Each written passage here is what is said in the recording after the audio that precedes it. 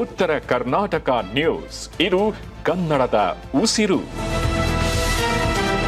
ಇನ್ನು ಗೃಹ ಸಚಿವ ಪ್ರಿಯಾಂಕ್ ಖರ್ಗೆ ತವರು ಜಿಲ್ಲೆಯ ಜೈಲಿನಿಂದ 3 ಖೈದಿಗಳ ಪರಾರಿ ವಿಚಾರವಾಗಿ ಗೃಹ ಸಚಿವ ಪ್ರಿಯಾಂಕ್ ಖರ್ಗೆ ವಿರುದ್ಧ ಬಿಜೆಪಿ ಮುಖಂಡ ಶಶಿ ಹೊಸಳ್ಳಿ ಕಿಡಿಕಾರಿದ್ದಾರೆ. ತಂದೆಯ ಹೆಸರಿನಲ್ಲಿ ಹುದ್ದೆ ಪಡೆದುಕೊಂಡ ಖರ್ಗೆಗೆ ಆರ್ಎಸ್ಎಸ್ ಬಗ್ಗೆ ಮಾತನಾಡುವುದು ಬಿಟ್ಟು ಏನು ಗೊತ್ತಿಲ್ಲ. ದಿನ ಬೆಳಗಾದ್ರೆ ಸಂಘದ ಬಗ್ಗೆ ಮಾತನಾಡುವುದು ಬಿಟ್ಟು ಅವರಿಗೇನು ಬರುವುದಿಲ್ಲ. ಪ್ರಿಯಾಂಕ್ ಖರ್ಗೆ ರಾಜ್ಯದ ಗೃಹ ಸಚಿವರೇ ಹೊರತು ಆರ್ಎಸ್ಎಸ್ ಸಚಿವರಲ್ಲ. ಆರ್ಎಸ್ಎಸ್ ಬಗ್ಗೆ ಮಾತನಾಡಲು ಅಷ್ಟು ಆಸೆಯಿದ್ರೆ ಆರ್ಎಸ್ಎಸ್ ಖಾತೆ ಅಂತ ಒಂದು ಖಾತೆಯನ್ನು ತೆರೆದು ಅವರು ಮಾತಾಡಲಿ. ಪೊಲೀಸ್ ಇಲಾಖೆಯಲ್ಲಿಯೂ ಕೂಡ ಭ್ರಷ್ಟಾಚಾರ ತುಂಬಿ ತುಳುಕ್ತಿದೆ. ಗೃಹ ಸಚಿವರು ಅದರ ಬಗ್ಗೆ ಮಾತನಾಡ್ತಿಲ್ಲ. ಪೊಲೀಸ್ ಠಾಣೆಗೆ ದೂರು ಕೊಡಲು ಹೋದವರ ಬಳಿಯೂ ಕೂಡ ಹಣವನ್ನು ತೆಗೆದುಕೊಳ್ಳುವಂತ ಪರಿಸ್ಥಿತಿ ಇದೀಗ ರಾಜ್ಯದಲ್ಲಿ ನಿರ್ಮಾಣವಾಗಿದೆ.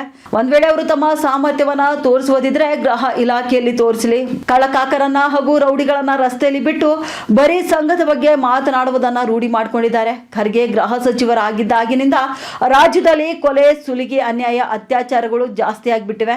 ಒಂದು ಇಲಾಖೆ ಮುಖ್ಯಸ್ಥ ಒಂದು ಸಂಘದ ಹಿಂದೆ ಬಿದ್ದು ಹುಚ್ಚರ ರೀತಿಯಲ್ಲಿ ವರ್ತಿಸಿದ್ರೆ ಆ ಇಲಾಖೆ ಸದ್ಯ ಹಾಳಾಗುವುದಂತೂ ಖಚಿತವಾಗಿದೆ. ಸದ್ಯ ರಾಜ್ಯದಲ್ಲಿ ಗೃಹ ಇಲಾಖೆ ಈಗಾಗಲೇ ಹಳ್ಳ ಹಿಡಿದಿದೆ. ಈ ಕೂಡಲೇ ಗೃಹ ಸಚಿವರು ತಮ್ಮ ಖಾತೆಗೆ ರಾಜೀನಾಮೆ ಕೊಡಬೇಕು.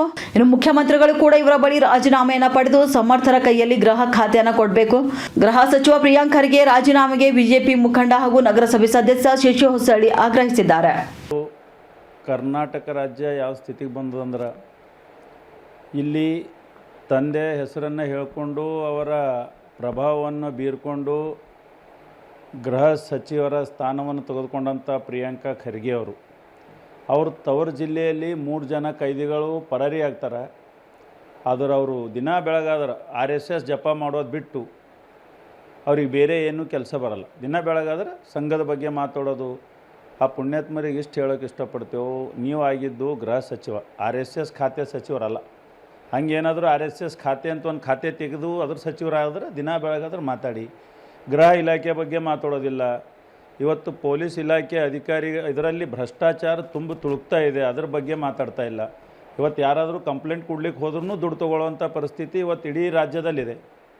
ಇಂಥ ಸಂದರ್ಭದಲ್ಲಿ ಇವರು ಬೆಳಗಾದ್ರೆ RSS ಬಗ್ಗೆ ಮಾತಾಡೋದು, RSS ಜಪ ಮಾಡೋದು ಬಿಟ್ಟು ನಿಮ್ಮ ಸಾಮರ್ಥ್ಯ ಏನಾದರೂ ತೋರಿಸೋದಿದ್ದರೆ ಗೃಹ ಇಲಾಖೆಯಲ್ಲಿ ತೋರಿಸ್ರಿ. ಕಳ್ಳ ಕಾಕರಿಗೆ, ಗುಂಡಗಳಿಗೆ, ಇಂಥವ್ರಿಗೆಲ್ಲ ಭಯ ಹುಟ್ಟಬೇಕು ಗೃಹ ಇಲಾಖೆ ಅಂದ್ರೆ. ಅದು ಬಿಟ್ಟು ಬರೀ ಬೆಳಗಾದ್ರೆ ಅವರಿಗೆಲ್ಲ ರೋಡ್ ಮೇಲೆ ಫ್ರೀ ಬಿಟ್ಟು, ರೌಡಿಸಮ್ ಮಾಡೋರಿಗೆಲ್ಲ ಫ್ರೀ ಬಿಟ್ಟು ಬರೀ ಸಂಘದ ಬಗ್ಗೆ ಮಾತಾಡೋದು. ಸಂಘದ ಬಗ್ಗೆ ತಿಳ್ಕೊಳ್ಬೇಕಾಯ್ತು ಅಂದ್ರೆ ಮಾನ್ಯ ಗೃಹ ಸಚಿವರೇ ಸಂಘದ ಶಾಖೆಗೆ ಒಂದು ಸಲ ಬನ್ನಿ, ಒಂದು 8 ದಿವಸ ನಿಮ್ಮ ಸಮಯವನ್ನು ಕೊಡಿ.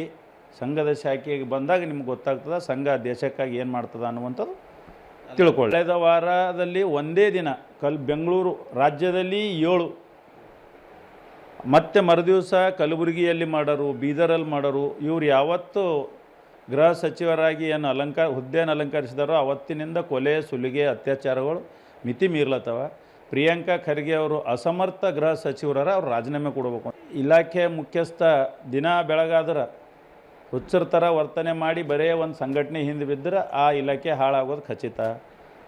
ಈಗ ಸದ್ಯ ಗೃಹ ಇಲಾಖೆ ಹಳ್ಳ ಹಿಡ್ದದ.